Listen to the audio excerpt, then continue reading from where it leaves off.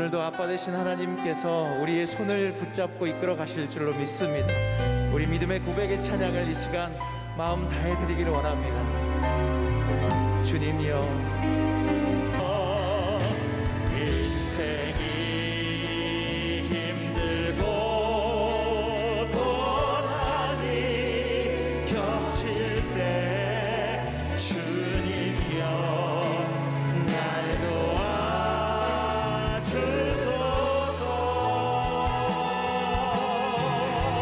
외치는 이 소리 귀 우리 시사 손잡고 날 인도하소서. 손잡고 날 인도하소서. 손잡고 날 인도하소서. 주님 우리의 손을 잡아주옵소서. 손잡고 날 인도하소서.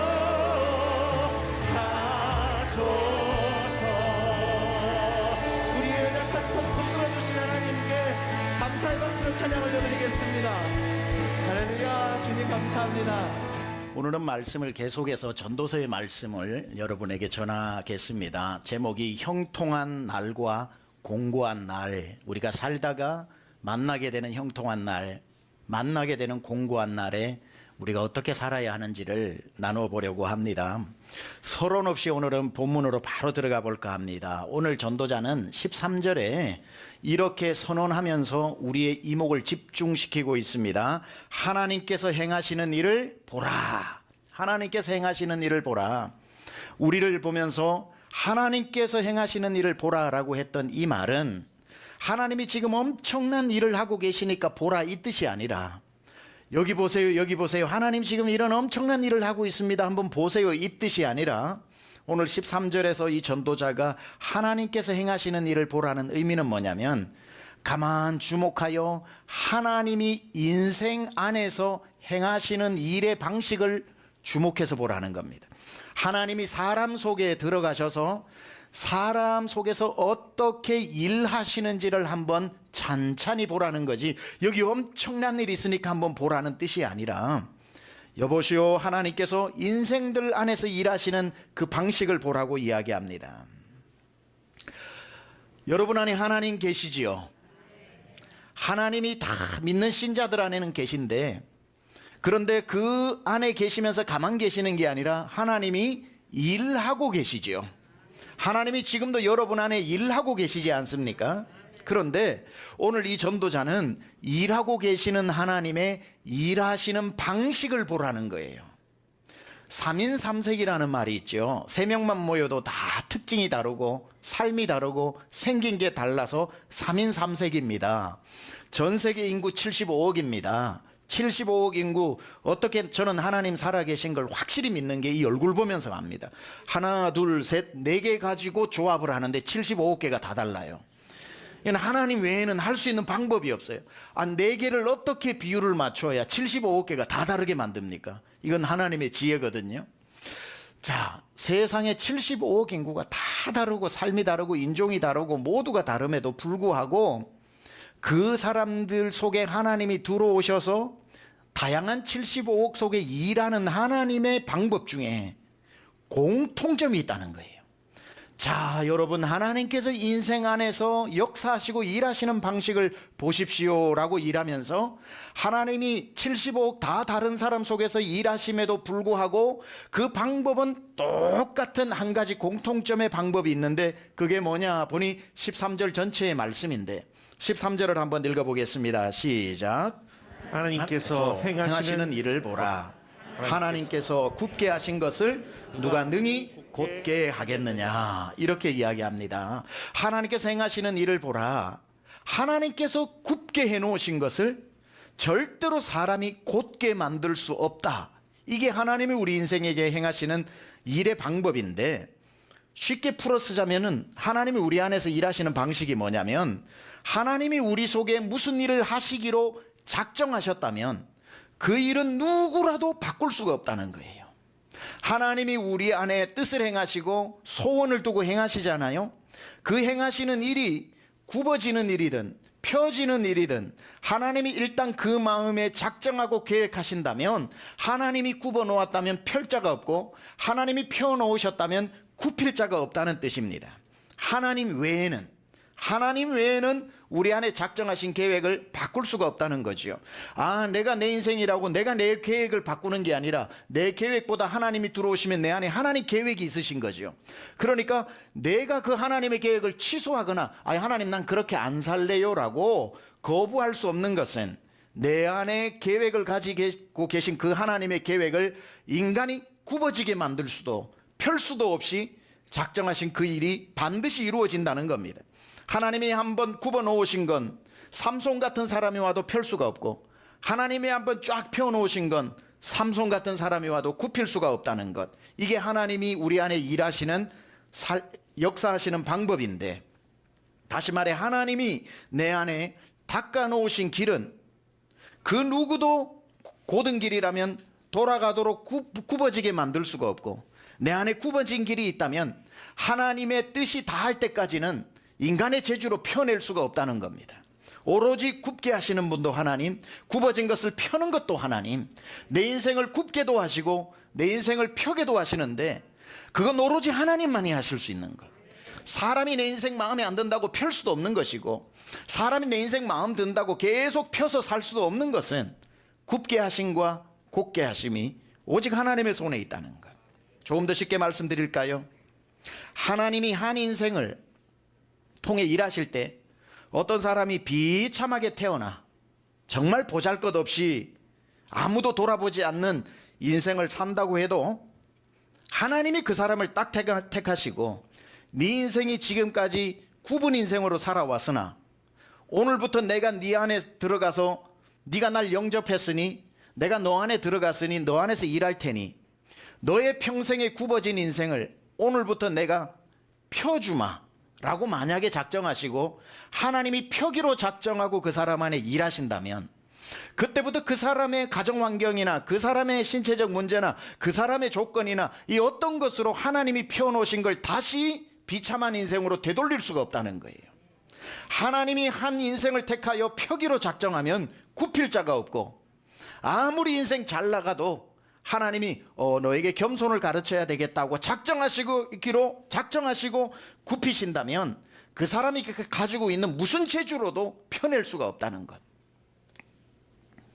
그 가정 환경이, 그 사람 주변의 사람이 그를 핍박하는 그 누구도 그 인생을 하나님이 작정하시고 펴기로 했다면 굽어 놓을 수가 없고, 반대로 아무리 좋은 집안에서 태어나고 유복하게 자라고 많이 배운 부모님 밑에서 교육 환경을 받고 어릴 적부터 학원을 6개 다니면서 피아노도 배우고 그림도 배우고 노래도 배우고 공부도 하면서 다재다능하여 어른이 되고 보니 부모님 참 감사하다, 내가 이렇게 할 줄 아는 게 많아서 내 입에 풀칠하고 살 수 있도록 해줘서 너무 좋다, 보니까 실력도 부모님이 갖추게 해주셨고 어릴 적부터 훈련 잘 받아 남에게 해를 끼치지 않는 인품도 내게 주셨고, 거기에다가 많은 주변에 좋은 사람들을 만나게 해서 인맥도 갖추고 있어서 내가 이제 이 정도 실력과 이 정도 인품과 이 정도 인맥이면 내 앞에 평탄한 길이 있겠구나라고 생각을 한다고 해도, 그런 복된 인생이라도 하나님이 그 사람 속에서 아니야 너 몇 년간은 내가 너를 훈련하기 위해 굽힐 거야 라고 한다면,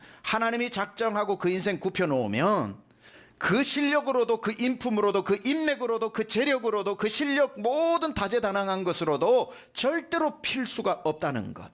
이게 사람 안에 역사하시는 하나님의 방법입니다.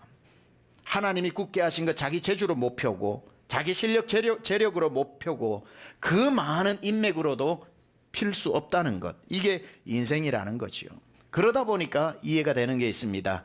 재벌도 고난을 당하는 일이 있고, 하나님이 뜻을 행하고 굽히면 재벌의 모든 것을 가지고도 그 굽혀진 걸 펼 수가 없고, 또 반대로 개천에서도 용이 날 수 있는 건 아무리 굽어진 인생이라도 하나님이 그 사람 속에 작정하고 펴기로 일하시면 굽힐 자가 없이 펴지는 것도 그런 일입니다. 그 사람의 재주 여하를 떠나 하나님이 작정하시고 일하시기 때문에 그런 일이 가능한 것이고, 그걸 오늘 하나님의 일하시는 방법을 보라라고 말하면서 뭐라고 얘기했냐면, 하나님께서 굽게 하신 것을 누가 능히 곧게 하겠느냐. 반대로 표현하면 이런 겁니다. 하나님께서 펴게 하신 것을 누가 굽게 하겠느냐. 같은 표현이죠. 그런데 여기서 중요한 한 가지 사실이 있습니다. 오늘 어쩌면 제일 중요한 포인트가 되는데요, 하나님이 절대로 어떤 한 사람에게는 평생 고든 인생, 어떤 한 사람은 평생 굽은 인생으로 그렇게 역사하시지 않는다는 거예요.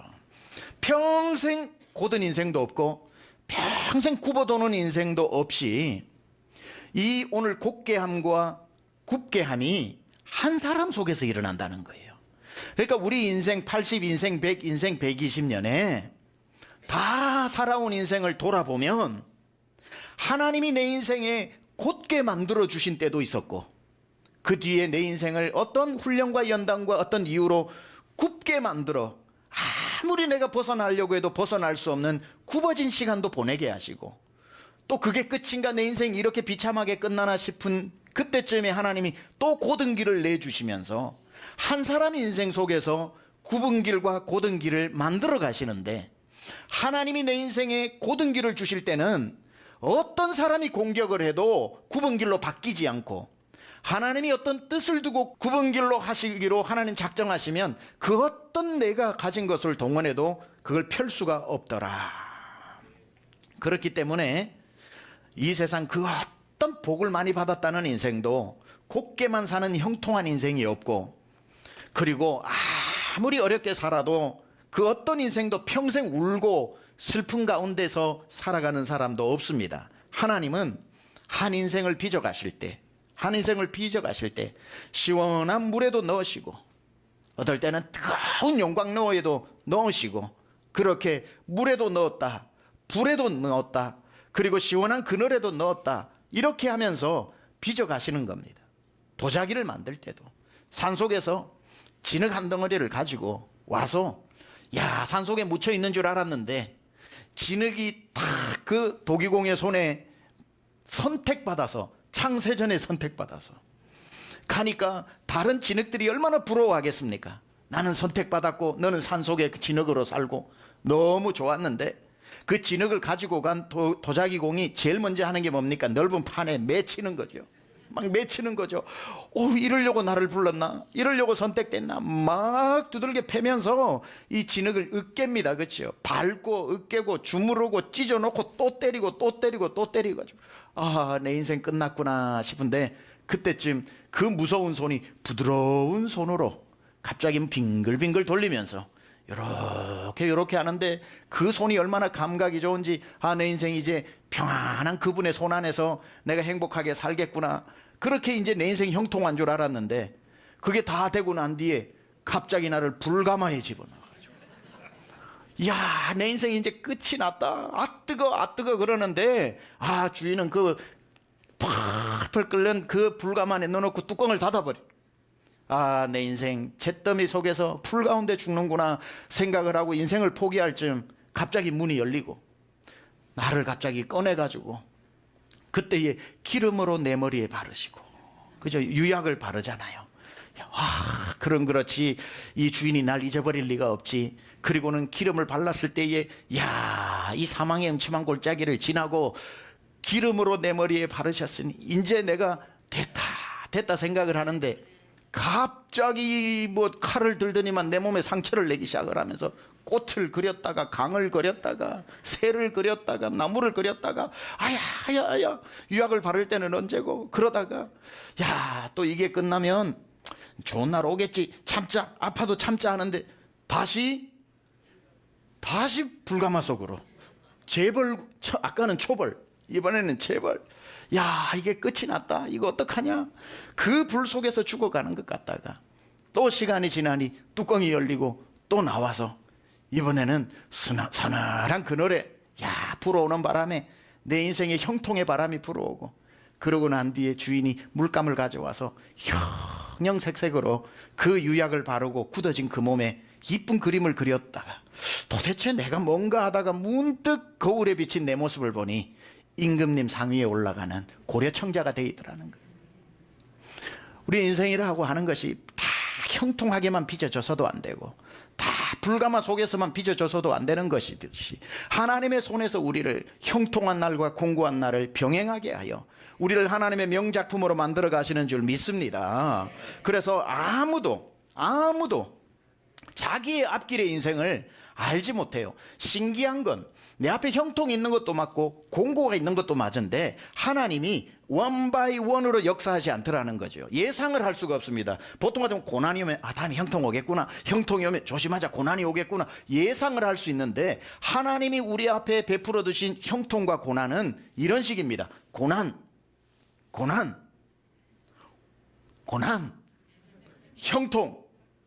형통, 고난. 이거 종잡을 수가 없는 거예요. 뭐 예상 답안이 있어야 내 앞에 준비하고 가겠는데 하나님이 우리 앞에 형통과 고난을 그분의 의지대로 마음껏 교차하고 병행하게 하심으로 말미암아 우리 인생 한 치 앞도 모르게 만드시는 겁니다. 이유는 한 가지예요. 한 치 앞도 몰라야 하나님 의지하기 때문에. 하나님은 전봇대처럼 높은 곳에 가로등을 달아놓고 100m씩 보여주고 인도하시지 않고 시편 119편에 보니 주의 말씀은 내 발의 등이라서 한 치 앞만 보고 가야 그 사람이 내 길 봤다 다 안다 하고 혼자 힘으로 가다가 길 잃어버리지 않고 한 치 앞밖에 보이지 않지만 그분 따라가면 길 잃어버리지 않도록 하나님이 한 치 앞을 일부러 보여주시지 않더라는 겁니다. 이게 하나님의 섭리 속의 은닉성입니다. 숨겨주시는 것. 그래서 우리는 길을 모르기 때문에 해야 되는 일이 있어요. 길을 모르기 때문에 다 볼 수 없고 하나님이 안 보여주셨기 때문에 우리가 해야 되는 한 가지 일이 뭐냐면 시편 37편 5절에서 6절에 나오는데 이 일을 해야 됩니다. 길을 모르기 때문에 어떻게 해야 되냐면은 내 길을 여호와께 맡기라. 내 길을 여호와께 맡기라. 내가 보이면 내가 가겠지만 안 보이니까 할 수 있는 게 내 길을 여호와께 맡기는 수밖에 없죠. 하나님이 데리고 가세요. 나는 안 보이니까 못 가겠습니다. 그렇게 맡길 때에 그를 의지하면 그가 이루시고 내 의를 빛같이 나타내시며 내 공의를 정오의 빛같이 하시리로다. 여러분의 인생 이게 경우의 수가 딱딱 돼야 한 80년 살아보면 다음에 뭐가 앞으로 내 남아있는 4, 50년 기분 좋으시죠? 내가 80년 살아와도 앞으로 내 남아있는 4, 50년 뭔가 공식이 있으면 나머지 한 80년 하나 주님 이제 알겠습니다. 하나님의 공식을 깨달았습니다 하고 남은 인생 내가 그 공식 맞춰서 살 텐데 그게 아니더라는 거예요. 아무리 살아와도 앞으로의 길이 어떻게 펼쳐질지 모르게 하심으로 말미암아 죽는 그 순간까지 하나님을 의지하게 하는 겁니다. 하나님 내가 살아왔다고 내 힘으로 갈 수 없으니 내 남은 인생도 맡깁니다. 너의 길을 여호와께 맡기라. 그를 의지하면 그가 이루시고 내 의를 빛같이 나타내시며 내 공의를 정오의 빛같이 하시리로다. 그런데 우리는 맡기기는 맡겨놓고 염려하죠. 이거 맡겨놓고 주님이 또 잘 가시려나? 그러다가 맡기긴 맡겼는데 내가 하고 싶은 게 있잖아요. 맡겼는데 주님 저러시면 곤란한데, 맡겼는데 주님이 저 방식이면 곤란한데, 이러다가 괜히 맡긴 거 아니야? 괜히 큰일 나는 거 아니야? 맡겨놓고 염려하는 사람이 있어요. 맡겨놓고도 맡긴 거는 잘했는데 맡겨놓고 주님의 길이 영 불안해가지고 괜히 맡겼나? 이럴 땐 좀 믿음 없어야 되는 거 아니야? 괜히 믿음 좋아서 괜히 맡겼나? 그랬을 때에 베드로전서 5장 7절이 중요하게 우리에게 이렇게 말씀합니다. 너희 염려를 다 주께 맡기라. 이는 그가 너희를 돌보심이라. 하나님께 내 인생의 길을 맡길 때는 일어날 수 있는 염려도 맡기는 것이구나. 길도 맡기고 염려도 맡기는 여러분 되시기를 축복합니다. 그래서 지금 평탄한 길이라고 너무 좋아할 필요도 없고 곤고한 길이라고 너무 절망할 필요도 없는 것은 평탄한 길을 걸어도 곤고한 길을 걸어도 이 길을 하나님께 맡긴 길 아닙니까? 이 길을 맡기고 염려까지도 맡겨버리고 난 뒤에 우리 마음속에 남는 건 뭡니까? 내가 내 인생이라고 내 인생에 아무리 멋진 계획을 세운들 내 길을 맡긴 그분 계획대로 되게 돼 있다. 내 계획이 잘 안 이루어져도 그분 계획에 아무 차질 없고 내 계획이 굽어도는 것 같아도 우리 하나님 실수하지 아니하시고 내가 세운 계획이 혹 빗나갈지 모르며 나의 희망 덧없이 쓰러질 수 있어도 내 마음속으로 여전히 기뻐하는 까닭은 하나님은 실수하지 않으심일세. 하나님이 내 길을 인도해 가신다는 거. 그래서 우리가 늘 입으로 고백하는 구절이 뭡니까? 잠언 16장 9절 같이 읽어봅니다. 시작. 사람이 마음으로 자기의 길을 계획할지라도 그의 걸음을 인도하시는 이는 여호와시니라. 아멘. 하나님이 지금도 여러분의 길을 인도하고 계신다는 것을 믿으시면 아멘 합시다. 틀림없는 사실입니다. 아무리 내가 수백 가지 계획을 세워도 결국 그 계획은 내 계획대로 안 되고 주님 계획대로 됩니다.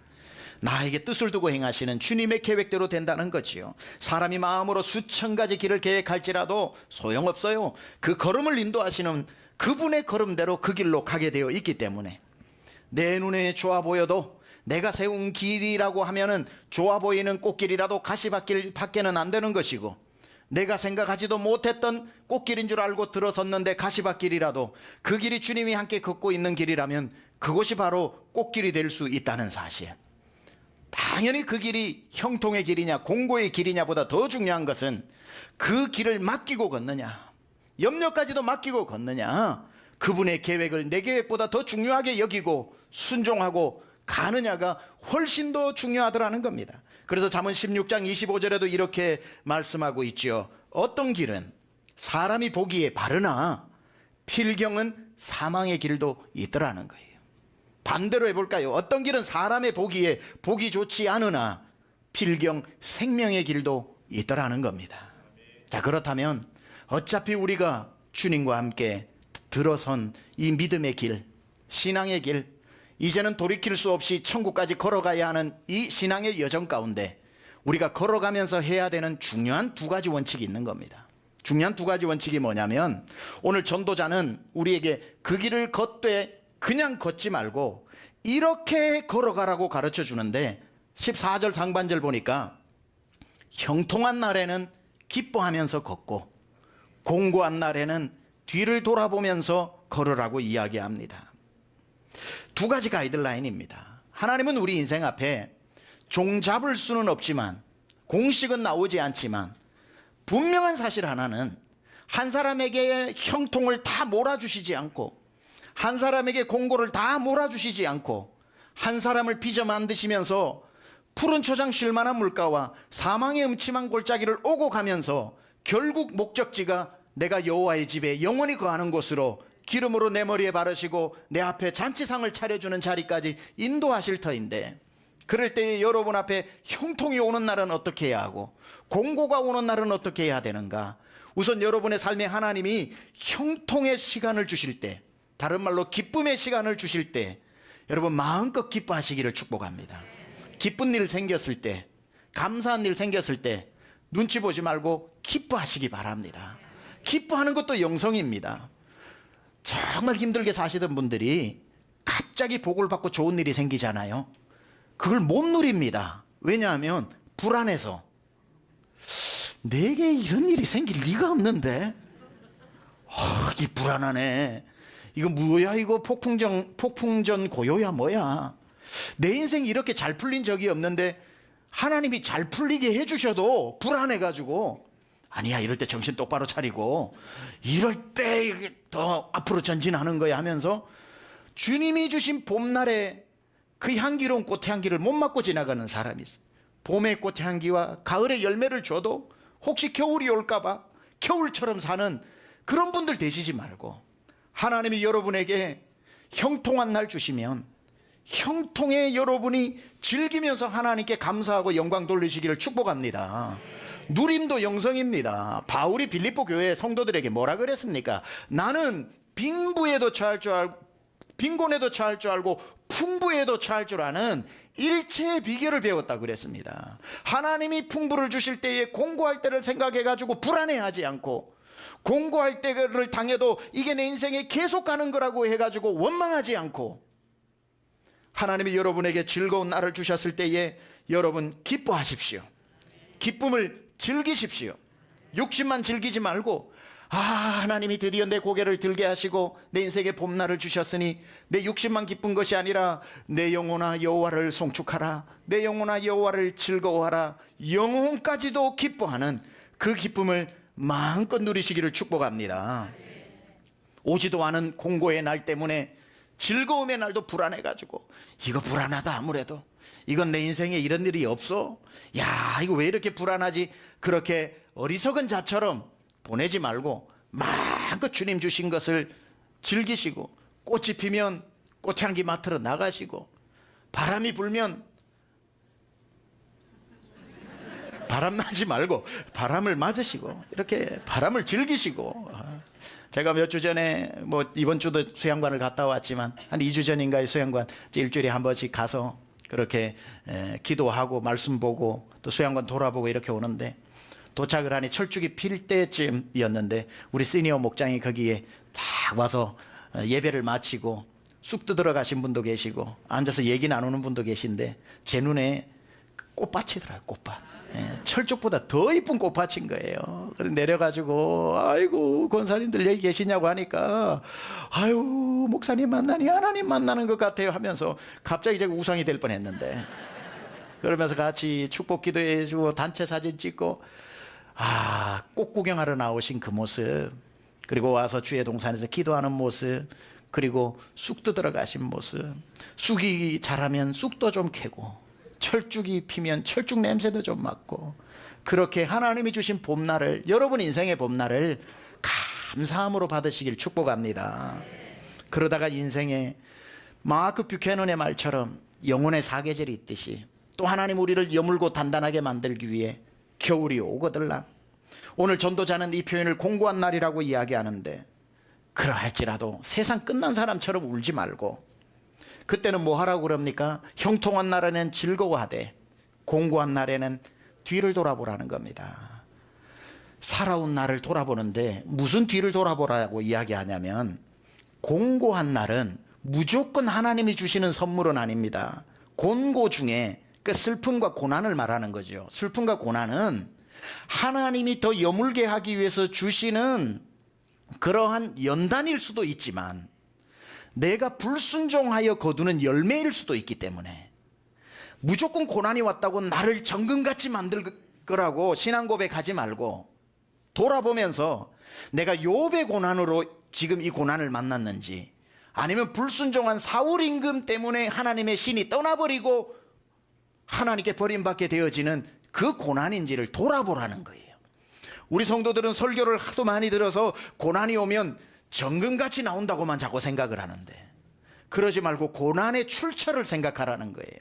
공고한 날이 오거들랑 뒤를 돌아보고, 이것이 내가 하나님 앞에 부족하긴 하지만 내가 불순종해서 만나는 것이 아니라는 확신이 있다면, 욥처럼 하나님이 나를 더 여물고 단단하게 만들어 정금같이 만드는 거기 때문에 고난받으신 십자가 위에 예수님을 생각하면서 묵묵히 그 길을 걸어가면 되는 것이고, 돌아봤는데 아차 내가 주님한테 순종하지 못했구나, 주님 앞에 내가 이런 문제가 있었구나, 사는 게 바쁘다고 주님 앞에 이렇게 신실하지 못해서 내가 이 공고한 날이 찾아왔구나 하는 사울 같은 문제 때문에 공고가 왔다면, 그날이 바로 돌아보고 순종의 날로 바꾸면 되는 것입니다.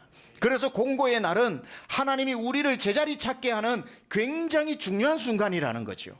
잘 나가던 형통의 인생에 하나님의 다리를 딱 걸어서 멈추게 되었을 때에, 그때는 하나님 힘 주시면 나가겠나이다 하지 말고 한 번쯤 돌아보아 왜 내가 넘어지게 되었는가. 하나님이 나를 더 단단한 정금으로 만드시는 거라면 주님 손잡고 앞으로 나가면 되는 것이고, 뒤를 돌아봤는데 하나님 앞에 불순종한 일들이 있었다면 다시 하나님 앞에 순종하면 다시 그 공고한 날에서 하나님이 주시는 레슨을 다 받고 또 앞으로 나갈 힘을 얻게 되는 줄 믿습니다. 하나님은 우리 성도들이 다 이렇게 기쁨의 날도 주시고 다시 돌아보고 점검하고 가라고 공고의 날도 허락하시는데, 더 큰 문제가 아까 말씀드렸다시피 예상 답안이 없기 때문에, 곤고 다음 형통, 형통 다음 공고라면 준비하겠는데 예상 답안이 없이 하나님은 뒤죽박죽처럼 내 인생에, 그러니까 우선 보면은 저 사람은 계속 형통인 것 같고 나는 계속 공고인 것 같아도, 계속 형통해도 교만하면 안 되고 계속 공고해도 절망하면 안 되는 것은 그 다음 일을 하나님이 무엇을 펼쳐두었는지 알지 못하게 하나님이 그렇게 만드셔서 14절 전체를 다시 한번 곱씹으면서 읽어보겠습니다. 시작. 형통한 날에는 기뻐하고 공고한 날에는 되돌아보아라. 이 두 가지를 하나님이 병행하게 하사 사람이 그의 장래일을 능히 헤아려 알지 못하게 하셨느니라. 능히 헤아려 알지 못하게 함으로 말미암아 목적하시는 바가 뭐죠?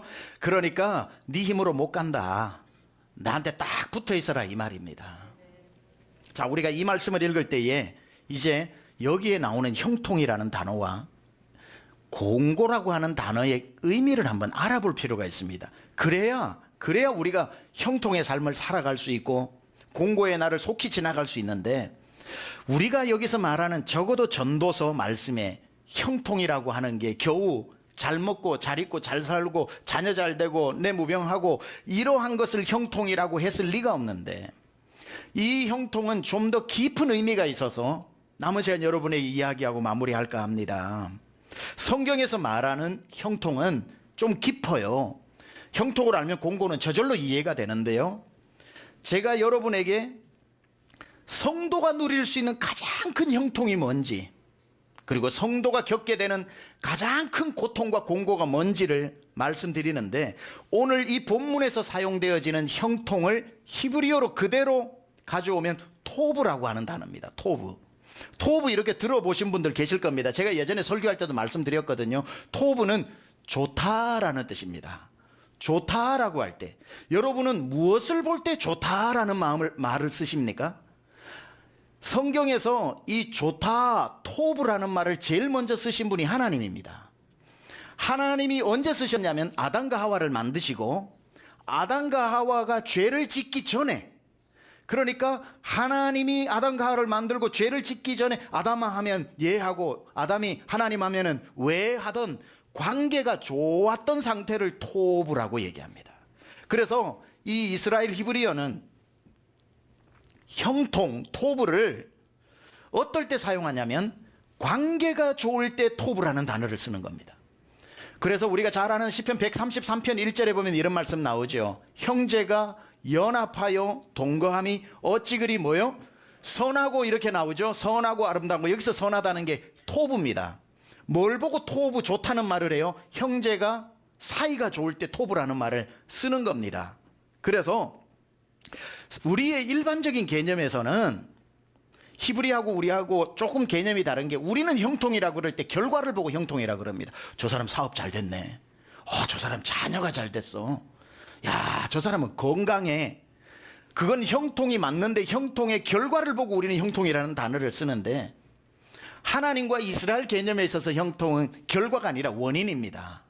그래서 저 사람이 사업이 왜 잘 됐는가? 거래처하고 사이가 좋아서 그래. 동업자하고 사이가 좋아서 그래. 자기 주변에 있는 사람들하고 사이가 좋아서 사업이 잘 된 거야. 그러니까 사업이 잘 돼서 형통이 아니라 진짜 형통은 사람하고 잘 지내는 거죠. 와, 저 집 자식 잘 키웠네. 어느 대학 가고 무슨 직장 잡았대. 그게 결과로 형통이지만 이스라엘에서는 이게 형통이 아니라 뭐라고 얘기를 하냐면은, 저 집은 자녀하고 부모 관계가 좋은가 보다. 그러니 자녀가 저렇게 잘 자랐지 라고 해서 부모 자식 간의 관계 속에서 형통을 이야기하는 거예요. 그러니까 우리는 형통이 결과지만 가장 큰 형통이 뭐냐면 부모 자식 관계가 좋은 것, 사업하는 사람은 거래처와 관계가 좋은 것.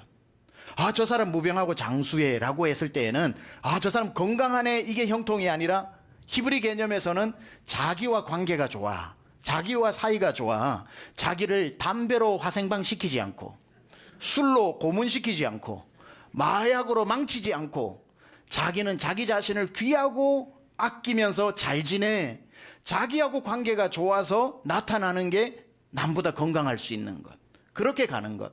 그래서 모든 것이 관계 속에서 형통이 일어나는 겁니다. 이걸 왜 이야기하냐면, 오늘 이 본문에 나오는 형통한 날이라고 할 때 이 형통은 관계 속에서 가장 첫 번째 성경에 나오는 관계가 뭐라고요? 하나님하고의 관계를 말하는 거죠. 그러니까 하나님하고 관계가 제일 좋은 것은, 좋은 게 인간이 누릴 수 있는 가장 큰 형통. 하나님하고 관계가 안 좋은 게 인간이 누릴 수 있는 가장 깊은 곤고라는 겁니다. 그래서 우리가 언제든지 형통한 날에는 즐거워하라고 했을 때는 하나님하고 나하고 관계가 좋을 때, 하나님 너무 감사해요. 하나님 오늘도 한날을 주셔서 감사해요. 하나님 오늘도 이걸 주셨군요. 이건 하나님하고 관계가 좋을 때만 나오는 해석이지요. 근데 내 삶에 어려움이 찾아왔다 그러면은 가만 돌아보면서 내가 하나님하고 관계가 나빠졌나? 하나님한테 불순종했나? 관계를 점검해 보라는 겁니다. 그래서 여러분 잘 이게 중요한데요. 10계명이 있잖아요. 10계명은 1에서 4계명은 하나님하고 우리와의 관계입니다. 그 관계가 잘 되면 5계명에서 10계명까지 부모, 배우자, 이웃까지 나가죠. 5계명에서 10계명까지 사람의 관계가 형통해지는 겁니다. 그러니까 1계명에서 4계명 하나님하고 토부 관계, 즉 하나님과 형통하면 나머지 사람과의 형통이 저절로 이루어진다는 거예요. 한번 따라할까요? 하나님과 형통하면 사람과 형통한다. 하나님과 형통하면 사람과 형통한다. 이게 원리입니다. 즉 여러분이 지금 무슨 직장을 가지고 어떤 일로 어떤 고난을 당하고 있냐가 중요한 게 아니라 그때에 생각해야 될 한 가지는 내가 하나님하고 형통의 관계에 있는가, 하나님과 관계가 문제가 없는가. 그러면 내가 어디에서 뭘 하고 있는지 크게 중요하지 않은 그 증인이 누구냐면 요셉이거든요. 요셉에게 따라다니는 단어가 형통함입니다. 형통함. 그런데 그 형통의 이유가 뭐냐? 창세기 39장에 보니까 여호와께서 요셉과 함께 하심으로, 그러니까 요셉은 하나님하고 관계가 좋은 거예요. 관계가 좋다 보니까 그가 종으로 팔리고 하고 죄수로 팔려가도 뭐죠? 그가 형통한 자가 돼요. 그의 주인 애굽 사람의 집에 있으니 그의 주인이 여호와께서 그와 함께 하심을 보고, 그러니까 뭐 마귀 사탄이 노예로 팔아보고 마귀 사탄이 종으로 팔아보고 죄수로 팔아봐도 요셉은 나는 이런 것 가지고 하나님하고 나하고 형통을 금가지 않는다. 하나님하고 그 형통을 지키니까 가정 총무가 되고 죄수들 중에서도 그 간수가 되고 나라의 총리가 되면서 하나님과의 형통이 삶의 형통으로 이어지더라는 겁니다. 여러분 지금 어떤 상황에 있는지, 문제가 아니라 문제가 있을 때, 공고한 날이 왔을 때 하나님하고 관계가 어떤지를 점검해야 하고, 여러분에게 평안하고 즐거운 날이 왔을 때에 이것이 세상이 주는 것이 아니라 하나님과의 관계가 좋아서 주시는 거라면 기쁨과 감사로 누리면 되는 겁니다. 어쨌든 우리 성도의 모든 기쁨과 모든 관계의 문제는 하나님과의 관계가 틀어지면, 1에서 4계명이 틀어지면 부모와의 관계, 이웃과의 관계, 부부의 관계 다 틀어지는 겁니다. 그런 문제가 왔을 때 부부의 문제, 부모의 문제, 이웃과의 문제를 스스로 해결하려고 하지 말고, 답이 나왔죠. 1계명에서 4계명 하나님과의 형통의 문제에서 시작됐기 때문에 하나님과의 관계로 나가는 겁니다. 마찬가지예요. 부부 싸움 한번 해보세요. 하지 마세요. 하여튼 예를 들어서 부부 싸움을 한번 해보세요. 아침에 딱 출근을 하려고 하는데 뭐 아무것도 아닌 일로 하루를 시작할 때 부부 싸움을 해서 부부 관계가 딱 안 좋아지잖아요. 그때부터 그 사람 피해 다녀야 돼. 모든 사람은 그때부터 그날 만나는 사람은 다 관계가 안 좋아. 이 관계가 하나가 안 좋은 것 때문에 나가는데, 어제도 그래서 괜찮았는데 아들이 아침부터 텔레비를 보고 있어. 부부 싸움 안 했으면 아빠 갔다 올게 이럴 텐데 너는 아침부터 텔레비를 보냐? 아들은 당황스러운 거죠.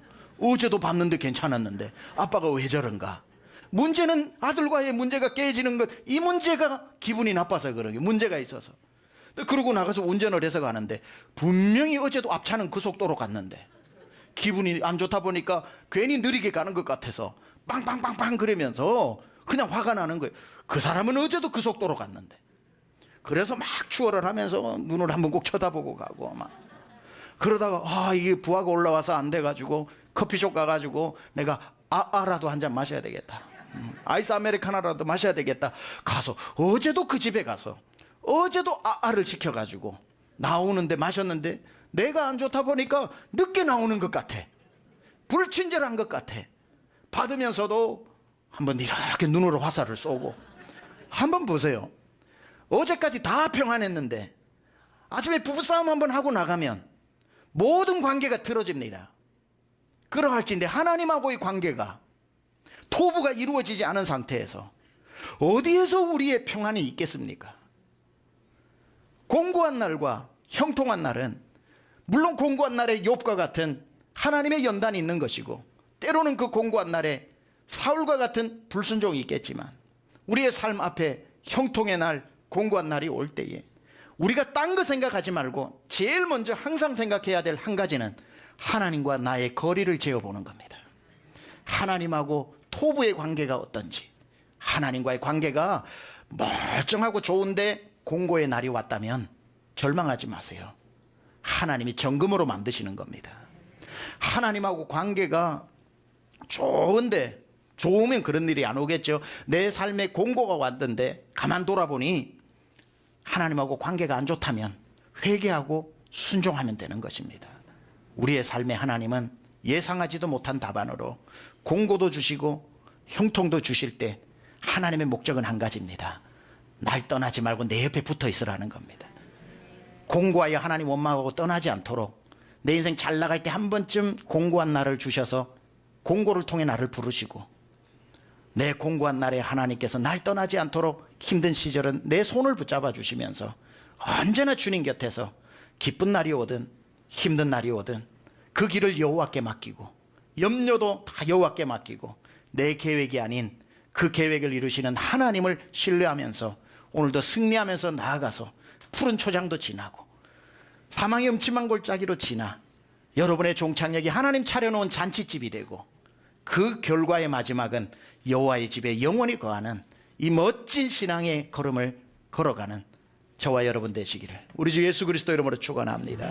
이제는 우리 주 예수 그리스도의 은혜와 하나님 아버지의 놀라우신 사랑하심과 성령님의 감화감동 내주교통 역사하심이 오늘 주 앞에 나와 예배하며 하나님께 더 가까이 나아가 하나님과의 형통을 이루며 살기로 결단하고 다짐하고 은혜 받은 심령들 머리머리 위에 지금부터 영원토록 함께 하옵시기를 간절히 축원하옵나이다. 아멘.